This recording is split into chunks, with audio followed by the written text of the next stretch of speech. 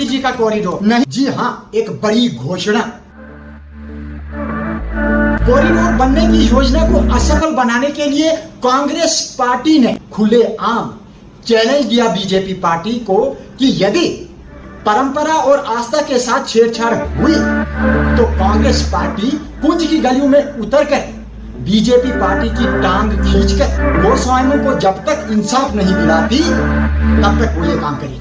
अब इस नई जंग छिड़ने पर ये जंग कैसे समाप्त होगी? महाराज जी, कॉरिडोर का जो सुप्रीम कोर्ट का फैसला था उस पर गोस्वामी विरोध कर रहे हैं और अब जो स्थिति जो है कांग्रेस पार्टी ने भी अब जो है पासा पलट किया है और स्थिति ऐसी लग रही है कि ये कॉरिडोर नहीं भी बनेगा।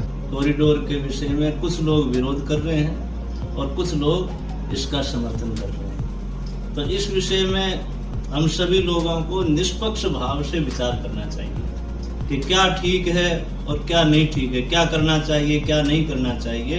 वैसा विचार करके इसमें हम सभी लोगों को सहमत होना चाहिए। जी देखो, समय समय पर कुछ परिवर्तन होते हैं। जी। जैसे ठाकुर जी की पूजा पद्धति है जी। तो पूजा पद्धति में कोई भी परिवर्तन नहीं होना चाहिए।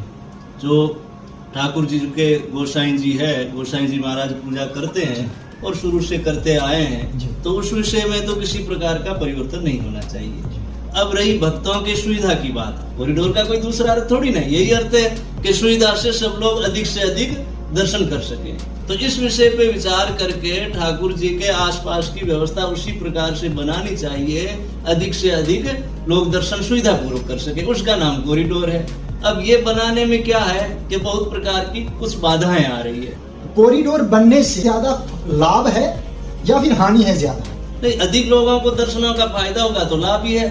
यदि पूजा पद्धति में कोई परिवर्तन नहीं होता है तो हानि किसी प्रकार की नहीं। अधिक से अधिक लोगों को लाभ हो तो लाभ होगा। हानि तब है यदि जो आसपास में जिन लोगों की दुकानें हैं, मकान हैं, उनको यदि बाजार रेट से रुपए नहीं मिलते तो उनको हानि है, तो वो नहीं होना चाहिए। सरकार को चाहिए कि जिनकी संपत्ति जा रही है उस संपत्ति की कीमत बाजार रेट से अधिक दे, तो किसी को हानि नहीं, फिर तो फायदा ही है।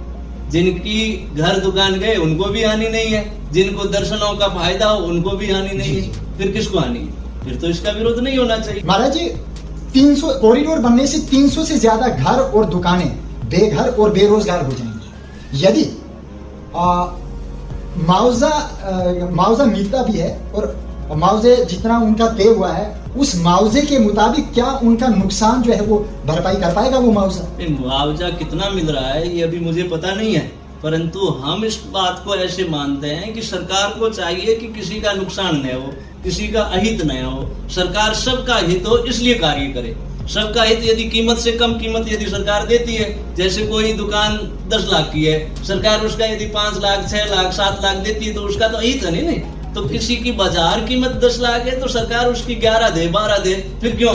कैसे अहित है? फिर अहित नहीं है।